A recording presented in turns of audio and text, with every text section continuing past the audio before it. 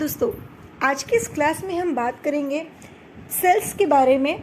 Cell क्या है, cell किसे कहते हैं और सेल से संबंधित जितने भी आपके टॉपिक्स होंगे उन सभी को इस वीडियो के माध्यम से हम जानेंगे। इससे पहले की क्लास में आपको हमने सेल्स के बारे में बताया, सेल्स किसे कहते हैं, सेल्स क्या है, डिस्कवर किसने किया था, सेल की सेल थ्योरी किसने दी थी, सेल थ्योरी में क्या क्या बातें बताई गई थी, ये सारी चीज़ें हमने आपको बताया है। आज के इस वीडियो में हम बात करेंगे सेल के स्ट्रक्चर के बारे में और सेल के स्ट्रक्चर से जो भी टॉपिक्स होंगे उन सभी को एक एक करके हम लोग कवर करेंगे। सेल एक ऐसा टॉपिक है जो आपके सभी एग्ज़ाम के लिए कंपलसरी है। आप क्लास 8 के स्टूडेंट होंगे तो भी आपके लिए बहुत इम्पोर्टेंट है। मतलब आपको क्लास 7, 6 से ही ये टॉपिक पढ़ाने लगते हैं और ये हमारे लाइफ टाइम के लिए, लाइफ टाइम का मतलब यदि आप किसी कंपटीशन एग्ज़ाम की तैयारी कर रहे हैं, आप 10th में हो, 12th में हो, आप ग्रेजुएशन में हो, पोस्ट ग्रेजुएशन में हो, अगर आपका बायो से होता है तो ये टॉपिक कंफर्म है कि ये टॉपिक्स रहने ही रहते हैं और ये टॉपिक से आपके कंपटीशन एग्ज़ाम में अक्सर पूछा जाता है। और कंपटीशन एग्ज़ाम में सिर्फ आपके एसएससी में ही नहीं, आप किसी भी एग्ज़ाम की तैयारी कर रहे हैं, अगर आप टीजीटी पीसीटी दे रहे हैं, टेट दे रहे हैं, सुपर टेट दे रहे हैं, कोई भी एग्ज़ाम दे रहे हैं, अगर आपका साइंस उसमें है तो ये ऐसा टॉपिक है जहाँ से क्वेश्चंस पूछे जाने हैं। तो आइए इस वीडियो के माध्यम से हम सेल के स्ट्रक्चर से पूरा सेल का समझ लेते हैं, पूरी विस्तार में ब्यूराइट्स का समझते हैं। आइए इस वीडियो के माध्यम से हम देखते हैं। तो सबसे पहले हमने आपको सेल के बारे में इंट्रो दे दिया, सेल्स के जितने भी डिस्कवर थे वो सारी जानकारी आपको दे दी, सेल वॉल के बारे में बताया, सेल मेम्ब्रेन के बारे में बताया। ठीक है, तो अब हम लोग स्टार्ट करते हैं सबसे पहले प्लांट सेल से कि प्लांट सेल्स क्या है और इसके जो स्ट्रक्चर है वो कैसे बने होते हैं और हमें कैसे बनाना है, कैसे याद करना है, कैसे इस स्ट्रक्चर से पूरे क्वेश्चंस को निकाल के अपने से आंसर को ढूंढना है। तो आइए इस वीडियो के माध्यम से हम जानते हैं। सेल की डेफिनेशन कहते हैं it is fundamental structural and functional unit of living organism. कोशिका जीवन की संरचनात्मक तथा क्रियात्मक इकाई होती है। इसी इकाई से जीव का जीवन प्रारंभ होता है। बिना कोशिका के कोई भी प्राणी नहीं बन सकता। मतलब प्राणी हमारी कोशिका और कोशिका के उत्पाद से मिलकर ही बना हुआ है, इसलिए कोशिका हमारे शरीर का सबसे महत्वपूर्ण पार्ट माना जाता है। तो कहने का तात्पर्य ये है कि ये एक सेल है और कैसा सेल है, ये प्लांट सेल है। हम किसी एक कॉमन सेल्स की बात करते हैं, ना प्लांट सेल्स ना एनिमल सेल्स, लेकिन हमने जो डायग्राम लिया है वो प्लांट सेल का है। ठीक है, अब अगर सेल्स के बारे में बात करें तो ये सेल जो बना हुआ है इसकी कवरिंग हुई है, सभी लोग देख रहे हैं।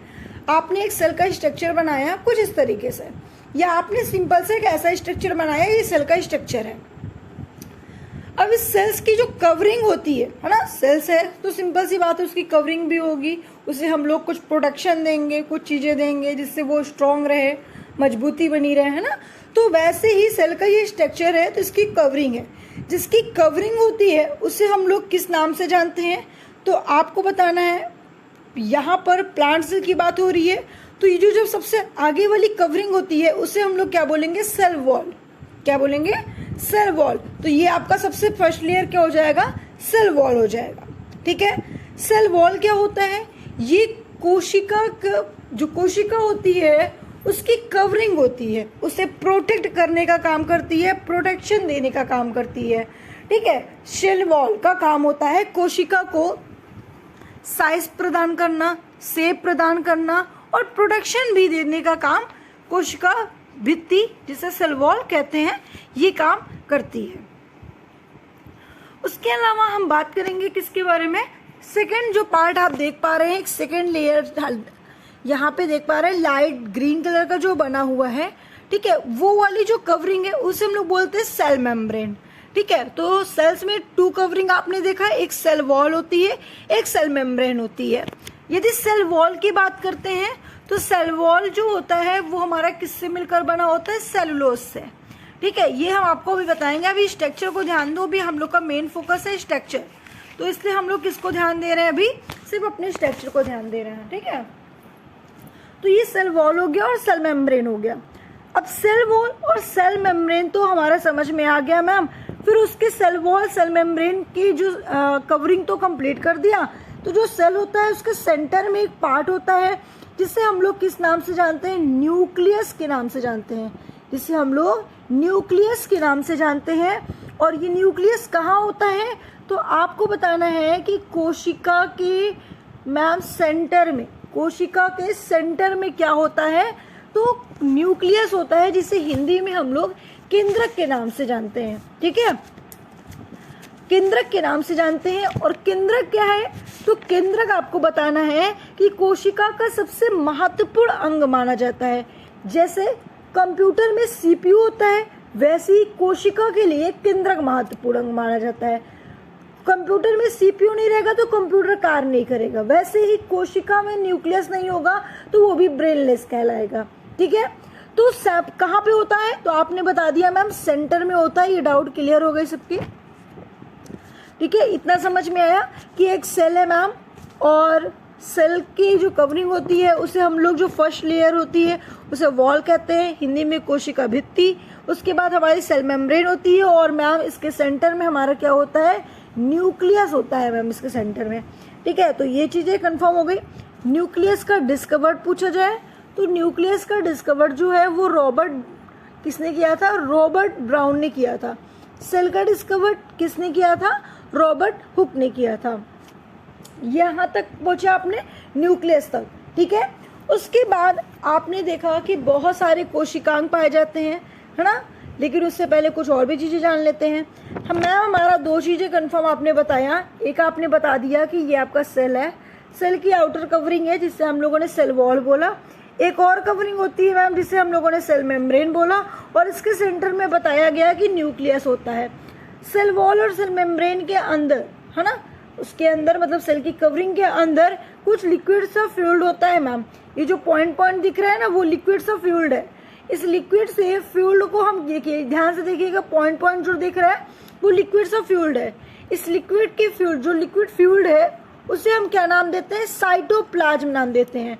ठीक है, उसे हम लोग साइटोप्लाज्म, हिंदी में कोशिका द्रव्य के नाम से जानते हैं। इसी साइटोप्लाज्म के अंदर कुछ कोशिकांग, कुछ ऑर्गेनेल्स होते हैं। ठीक है, कुछ कोशिकांग होते हैं, जैसे कि जितने नेम मेंशन है वो सारे नेम आपके कहाँ पे होते हैं, ये सारे जितने भी नेम्स हैं सब कहाँ पे होते हैं, साइटोप्लाज्म के अंदर होते हैं। कौन कौन से होते हैं मैम, सबसे पहले हमने देखा कि यहाँ पे आपने बताया गोल्जी ऑपरेटर्स, क्लोरोप्लास्ट होते हैं, वैक्यूल्स होते हैं, माइटोकॉन्ड्रिया होती है।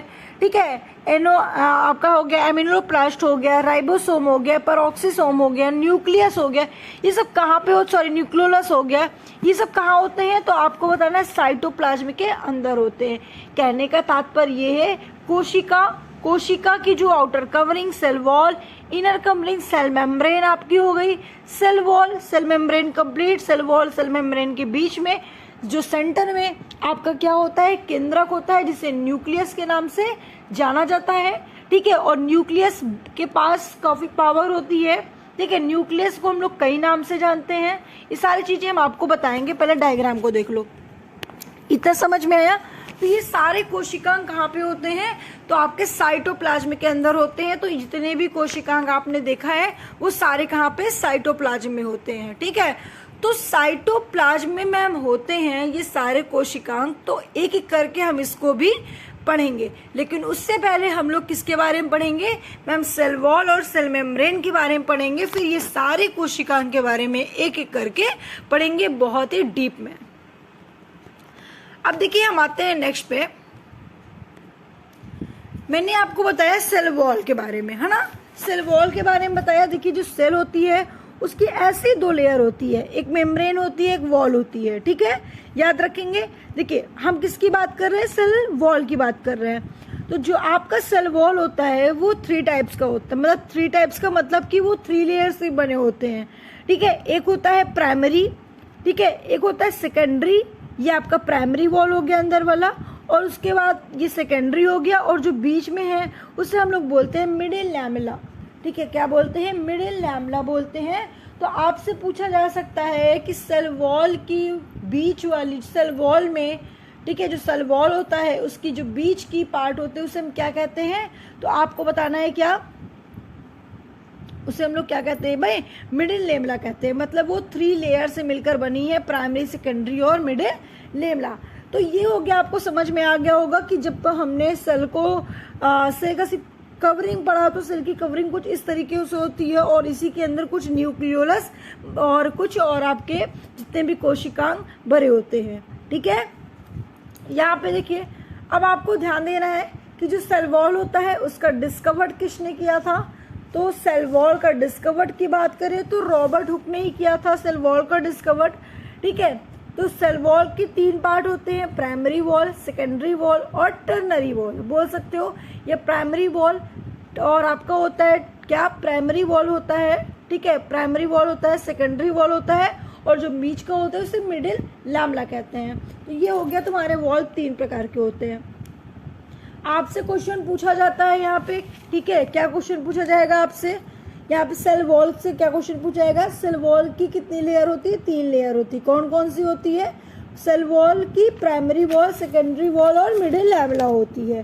ठीक है, ये क्या काम करता है, तो आपको बताना है आउटर कवरिंग ऑफ सेल, है ना, बाहरी आवरण को ढकने का काम, करने का काम कौन करता है, सेल वॉल करता है। फंक्शन क्या होते हैं, शेप, साइज, ठीक है, ये सभी को प्रोटेक्शन देने का काम करता है और ये प्रोकैरियोटिक सेल्स में भी पाया जाता है। ठीक है, याद रखेंगे आप लोग। चलिए अब हम आगे बढ़ते हैं। अब देखिए यहाँ पे आपको एक चीज और ध्यान देना है, ये तो हमारा मैम आपने कंप्लीट करा दिया सेल वॉल वाला पार्ट। सेल मेम्ब्रेन पे जब हम लोगों ने आए, ठीक है, सेल मेम्ब्रेन पे जो आए, सेल मेम्ब्रेन में भी बहुत सारे क्वेश्चन मिलेंगे। वॉल में ये तो बता दिया गया कि 3 लेयर से मिलकर बनी होती है, लेकिन डिस्कवर्ड रॉबर्ट हुक ने किया था। ठीक है, डिस्कवर तो रॉबर्ट हुक ने किया था, लेकिन सेल वॉल बनी किसकी होती है, तो एक्चुअल में सेल वॉल जो हमारी होती है ना वो सेलुलोज की बनी होती है। किसकी भाई, सेलुलोज की बनी होती है। सेलुलोज क्या होता है, तो आपको याद रखना है कि सेलुलोज जो होता है वो कार्बोहाइड्रेट से मिलकर बना होता है। अब कोई पूछ लिया कि कार्बोहाइड्रेट में कौन सा कार्बोहाइड्रेट, तो पॉलीसैकेराइड कार्बोहाइड्रेट होता है। ठीक है, और सेलुलोज एक ऐसा पार्ट है जो डेड पार्ट होता है। कैसा होता है, सेलुलोज डेड पार्ट होता है, उसमें पानी की उत्पत्ति, पानी होता ही नहीं है, इसीलिए कैसा होता है, डेड होता है और हार्डेस्ट पार्ट होता है, ये बॉडी में डाइजेस्ट नहीं हो पाता है। ठीक है, याद रखेंगे। अब आपसे सेल वॉल से पूछा जाए, सेल वॉल की उत्पत्ति फिग्मोप्लास्ट से हुई है। ये सभी को पता है कि सेल वॉल की उत्पत्ति फिग्मोप्लास्ट से हुई है। जब गोल्जी बॉडी और एंडोप्लाज्मिक रेटिकुलम के टुकड़े जब आपस में मिलते हैं तो उसी को हम क्या कहते हैं, फिग्मोप्लास्ट के नाम से जानते हैं। ठीक है, आइए देख लेते हैं, हम लोग थोड़ा सा डिस्कशन कर लेते हैं। The cell wall is defined as the non-living component covering the outermost layer of a cell. Second point है आपका, the cell and its organelles are also given support, protection and saved by it. ये सभी को समझ में आ गया कि ये भी सेल वॉल के फंक्शन हुए, कि मतलब कोशिकाओं को ये क्या करता है, प्रोटेक्शन देता है, सपोर्ट करने का काम करता है। उसके बाद plant cell wall typically consist of 3 layers. ठीक है, अभी जैसे बताया कि प्राइमरी, सेकेंडरी और मिडिल लेवल होते हैं। ठीक है, तो 3 लेयर्स से बने होते हैं आपके। कार्बोहाइड्रेट लाइक पैक्टिन होते हैं, मीन्स की जो सेल वॉल होता है वो सेलुलोज से बना होता है। सेलुलोज एक कार्बोहाइड्रेट होता है, कैसा कार्बोहाइड्रेट, पॉलीसैकेराइड कार्बोहाइड्रेट होता है। ठीक है, इतनी चीजें समझ में आ गई आप लोग को। चलिए, इतनी चीजें अगर समझ में आ गई तो हम लोग आते हैं आगे की ओर और देखते हैं एक एक करके कि सेल मेम्ब्रेन क्या होता है। आइए देखते हैं। ठीक है, तो ये आपका जो सेल वॉल होता है, मैंने आपको बताया सेल वॉल के बारे में कि प्राइमरी वॉल और सेकेंडरी वॉल और मिडिल लैमेला होता है। ठीक है, जो मिडिल लैमेला होता है इसकी भी आपको, इसके बारे में अगर बात करते हैं, मिडिल लैमेला को हम लोग प्लांट सीमेंट के नाम से जानते हैं। इसी कोशिका का प्लांट सीमेंट किसे कहा जाता है, तो सेल वॉल को कहा जाता है, ऐसा आपको बताना है। ठीक है, तो प्लांट सीमेंट कहते हैं। अब आते हैं सेल मेम्ब्रेन के बारे में। जब सेल मेम्ब्रेन के बारे में आप बात करते हैं तो सेल मेम्ब्रेन का जो डिस्कवर्ड किया था वो किसने किया था? आपको याद रखना है कि जो सेल मेम्ब्रेन होता है उसका डिस्कवर्ड किसी वैज्ञानिक ने किया था, और कौन से वैज्ञानिक थे तो आपको बताना है। जिस प्रकार सेल वॉल आपके कोशिका सेल वॉल जो होता है उसको रॉबर्ट हुक ने किया था, तो उसी प्रकार सेल मेम्ब्रेन का भी डिस्कवर्ड किसने किया था? तो आप बताओगे ग्रैंडेड, ठीक है। ग्रैंडेड एंड गोर्टर नामक एक वैज्ञानिक थे जिन्होंने सेल मेम्ब्रेन का डिस्कवर किया था।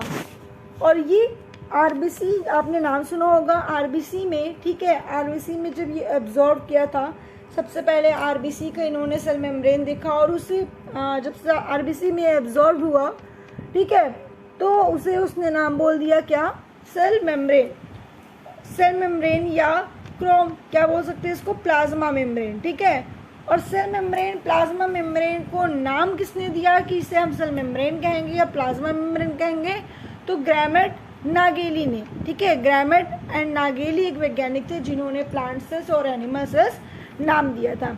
इस स्ट्रक्चर को समझने के लिए एक मॉडल दिया गया है जिसे हम क्या कहते हैं? फ्यूल्ड मॉडल या फ्यूल्ड मोज़ेक मॉडल भी कहते हैं।